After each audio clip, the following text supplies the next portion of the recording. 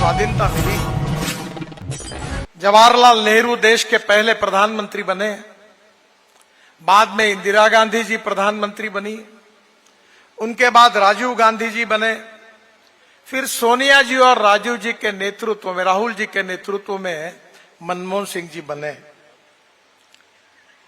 हमारे 75 साल हमारे स्वाधीनता को हुए हैं। 60 साल कांग्रेस पार्टी को सरकार चलाने का मौका भारत की जनता ने दिया। जब बैल जोड़ी थी तब बैल जोड़ी पर ठप्पे मारे, जब गाय बछड़ा था तो गाय बछड़े पर ठप्पे मारे, फिर पंजा आया, पंजा को होट दिया। कभी 20 कलमी, कभी 40 कलमी, कभी 5 कलमी कार्यक्रमों की घोषणा होती रही। गरीबी हटाओ का नारा हुआ, पर गरीबों की गरीबी दूर नहीं हुई। बहनों और भाइयों, देश के विकास के लिए हमारे यहां 2 क्षेत्र बहुत महत्वपूर्ण है। एक उद्योग क्षेत्र है और दूसरे हमारी खेती है, कृषि क्षेत्र है। अगर उद्योग क्षेत्र को अगर बढ़ावा देना है तो हमारे लिए यह आवश्यक होता है कि water, power, transport and communication, पानी चाहिए, बिजली चाहिए, कम्युनिकेशन की साधन चाहिए और रोड चाहिए। उसके बिना कोई उद्योग नहीं आता और उद्योग आए बिना कोई रोजगार नहीं मिलता। दूसरा क्षेत्र हमारे कृषि का क्षेत्र है। मैं भी किसान हूं, मेरे क्षेत्र में 3 चीनी मिलें चलाता हूं, पर आज कृषि क्षेत्र की भी स्थिति में 60 साल कांग्रेस पार्टी को मिले पर कोई बहुत ज्यादा फर्क नहीं आया। आज देश में 1947 में 90% आबादी गांव में रहती थी, पर आज की स्थिति ऐसी है कि केवल 60% आबादी गांव में रहती है। ये 30% लोग अपने गांव को, अपने घर को छोड़कर मुंबई, दिल्ली, बेंगलोर, चेन्नई, कलकत्ता, चंडीगढ़ अपना गांव छोड़कर शहर में चले गए। खुशी से गए? खुशी से नहीं गए, मजबूरी से गए। गांव में अच्छे रोड नहीं थे, गांव में पीने के लिए पानी नहीं मिल रहा था, किसानों को उनके फसल का सही दाम नहीं मिल रहा था, बेरोजगार युवाओं के हाथों को काम नहीं था। गरीबी, भूखमरी और महंगाई के मार के कारण रोजगार को ढूंढने के लिए लोग शहरों में गए। यह कांग्रेस पार्टी के गलत नीतियों का परिणाम था और इसीलिए हमारी सरकार ने यह निर्णय किया कि देश का विकास अगर करना है तो उद्योगों को बढ़ाना होगा और उद्योग अगर बढ़ाने होंगे तो उसके लिए पानी, बिजली, रोड, कम्युनिकेशन के साधनों का निर्माण करना होगा। हिमाचल प्रदेश की हालत तो बहुत ही खराब थी, रोड ही नहीं थे। वैसे आपका क्षेत्र तो प्लेन है, पर बाकी पहाड़ी क्षेत्र में रोड बनाना बहुत कठिन है। आजू बाजू में लोगों के घर है, प्रॉपर्टी एक्वायर करनी पड़ती है, जिसका अनुभव मैं 10 साल से ले रहा हूं, कितनी कठिनाइयां होती है। पर मैंने रोड बनाने के लिए नई योजनाएं बनाई। जैसे हमने राष्ट्रीय महामार्ग की योजना बनाई, तो मुझे याद आता है कि 95-2000 में मैं महाराष्ट्र में, मुंबई में मंत्री था। मुंबई में मैंने 55 उड्डान पुल बनाए और आप जो टीवी पर देखते हैं समुद्र में वर्ली बांद्रा सी लिंक प्रोजेक्ट, वो भी बनाने का सौभाग्य मुझे मिला। मुंबई पुणे एक्सप्रेस हाईवे बनाने का मौका मिला। तब अटल बिहारी वाजपेयी जी ने मुझे दिल्ली बुलाया और दिल्ली बुलाकर मुझे उन्होंने आदेश दिया कि आपने शहर में तो काम किया है, पर आप गांव को जोड़ने वाली योजना आप तैयार करो। मेरे अध्यक्षता में एक कमेटी तैयार की गई। 3 महीने मैंने उस कमेटी में काम किया और अटल बिहारी वाजपेयी जब प्रधानमंत्री थे, उनको रिपोर्ट मैंने सौंपा। 15 दिन के अंदर उसकी घोषणा हुई और उस योजना का नाम था प्रधानमंत्री ग्राम सड़क योजना। देश के इतिहास में पहली बार गांवों को मजबूत सड़कों से जोड़ने का काम हिंदुस्तान के इतिहास में किसी व्यक्ति ने किया है तो उसका नाम अटल बिहारी वाजपेयी है। यह मैं गौरव के साथ कह सकता हूं। 6.5 लाख गांवों में से 4.5 लाख गांवों में मजबूत रास्ते बने। बहनों और भाइयों, हिमाचल प्रदेश में सबसे इंपॉर्टेंट क्षेत्र क्या है? सबसे इंपॉर्टेंट है पर्यटन। हिमाचल प्रदेश के लोगों का रोजगार जो मिलता है वो पर्यटन करने के लिए जो लोग आते हैं उनके कारण मिलता है। यहां रेलवे आ नहीं सकती, पहाड़ थे और इसलिए स्वाभाविक रूप से रोड के ऊपर सब लोग डिपेंड होते थे। पहली बार हमने हिमाचल प्रदेश में अनेक रोड बनाए जिसका उल्लेख मैं करूंगा नहीं। 900 करोड़ का अभी जो लठियानी मंदली पुल की बात हुई, ये एक ही पुल 900 करोड़ का है जो भारत सरकार की ओर से मंजूर हुआ है और ये चुनाव समाप्त होने के बाद उसका काम शुरू हो जाएगा, ये भी विश्वास मैं आपको देता हूं। एक एक रोड, एक एक ब्रिज बनने से 2-2, 3-3 घंटे का फर्क पड़ता है और इसलिए बहनों और भाइयों बड़े प्रमाण पर टूरिस्ट आ रहे हैं। हम एक ऐसे नए नए रोड बना रहे, हिमाचल प्रदेश में टनल बना रहे, 20,000 करोड़ की टनल बना रहे। आपको पता होगा कि मनाली से रोहतांग पास जाने के लिए 3.5 घंटे लगते थे। अभी अटल टनल बनी है, हम केवल 8 मिनट में चले जाते हैं। वहां से निकलने के बाद लद्दाख लेह तक हम 8 टनल बना रहे हैं। लद्दाख लेह के बाद आगे हमने झोजिला टनल जो आशिया की सबसे बड़ी टनल है जिसकी कीमत 12,000 करोड़ रुपए थी, वो केवल हमने 5,500 करोड़ में उसका काम दिया, पैसा बचाया। वो भी टनल का काम अब पूरा होते हुए आया है। उस टनल से बाहर निकलने के बाद झेड़मोर टनल है। झेड़मोर टनल से बाहर निकलने के बाद आप श्रीनगर पहुंचेंगे। श्रीनगर से जम्मू के बीच में रास्ता अच्छा बन गया है, हमने 8 टनल बनाई है। और कटरा के नजदीक से दिल्ली कटरा एक्सप्रेस हाईवे को आप जुड़ जाएंगे तो कटरा से 6 घंटे में अमृतसर से दिल्ली तक आप पहुंच जाएंगे।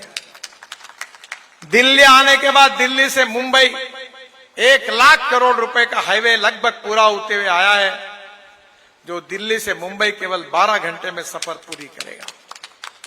और वहीं से सूरत तक आप आएंगे तो सूरत में हमने नया ग्रीन हाईवे बनाया है। सूरत से नासिक, नासिक से अहमदनगर, अहमदनगर से सोलापुर, सोलापुर से करनूल और करनूल से हैदराबाद, चेन्नई, बेंगलोर, कन्याकुमारी, कोचीन, त्रिवेंद्रम, पूरे साउथ इंडिया को जोड़ दिया है।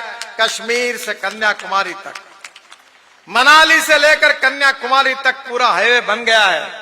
थोड़े थोड़े काम केवल बाकी है। आज सही बार कश्मीर से कन्याकुमारी एक्सिस कंट्रोल रोड से आप जा सकते हैं, यही हमारी सरकार की उपलब्धि है।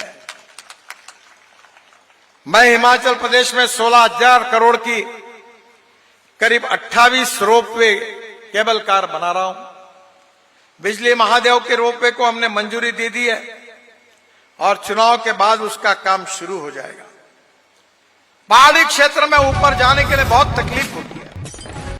अभी तो हमने ऐसी टेक्नोलॉजी लाई है कि जो पहाड़ी पर जो एप्पल तैयार होगा वो ड्रोन में डालकर नीचे आएगा और दवाइयां और कुछ महत्वपूर्ण चीजें ड्रोन में उड़कर ऊपर जाएगी। ये नई रचना हमने की है। बहनों और भाइयों, मुझे विश्वास है कि हिमाचल प्रदेश में विशेष रूप से मैं वाटर रिसोर्सेस मंत्री था। लखवाड़ बहुउद्देशीय परियोजना 6,000 करोड़ की, रेणुका जी बांध परियोजना 4,600 करोड़ की, किशाव बांध परियोजना 11,600 करोड़ की, ये 3 परियोजना को हमने मंजूरी दी और मुझे खुशी है कि इन योजनाओं के कारण हिमाचल प्रदेश को 370 मेगावाट बिजली मिलेगी, जिससे हिमाचल की सरकार का इनकम बढ़ेगा। और करीब हिमाचल को 7,000 करोड़ लीटर पानी सिंचाई और पीने के लिए मिलेगा। बहनों और भाइयों, रोपवे, केबल कार, अच्छे रोड, पानी की व्यवस्था, बिजली, 5 स्टार होटल बन रहे हैं, रिसोर्ट बन रहे हैं। पूरे विश्व से, दुनिया से टूरिस्ट हिमाचल प्रदेश में आ रहे हैं। और टूरिज्म में जो इन्वेस्टमेंट होती है उससे 49% इन्वेस्टमेंट से रोजगार निर्माण होता है। हमारे युवाओं को रोजगार मिलेगा, लड़कियों को रोजगार मिलेगा तो गरीबी दूर होगी। गरीबी दूर होगी तो समृद्ध संपन्न बनेंगे। हम हिमाचल प्रदेश को समृद्ध संपन्न बनाना चाहते हैं। गांव, गरीब, मजदूर, किसान का कल्याण करना चाहते हैं। हिमाचल प्रदेश को अच्छे रोड देना चाहते हैं। हिमाचल प्रदेश के लोगों का इनकम बढ़े, टूरिज्म बढ़े, युवाओं को रोजगार मिले और टूरिज्म में हिमाचल प्रदेश देश का एक प्रमुख राज्य बने, ये हमारी कोशिश है। ये पानी, बिजली, रोड के बिना संभव नहीं है। और इसलिए इस प्रकार की डेवलपमेंट के बारे में मैं कहना चाहता हूं कि कांग्रेस पार्टी ने जो 60 साल में नहीं किया है, वो केवल 10 साल में हमारी सरकार ने करके दिखाया।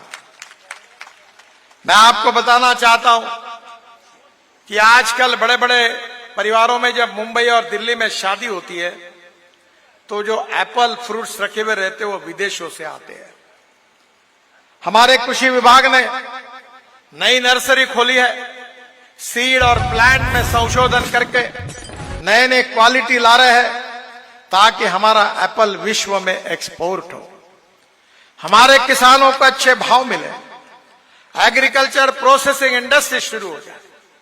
मैं जब एमएसएमई का मंत्री था तो हिमाचल में मशरूम तैयार करने का काम जोरों में हुआ। अनेक लोगों को रोजगार मिला। यहाँ के परिस्थिति का अध्ययन करते हुए मशरूम से यहाँ एक्सपोर्ट शुरू हो गया। मुझे विश्वास है कि हिमाचल प्रदेश में अच्छे अच्छे एजुकेशनल इंस्टीट्यूशंस हैं। पढ़ाई के लिए लड़के हमारे देश के बाहर से, दुनिया के कोने कोने से आते हैं।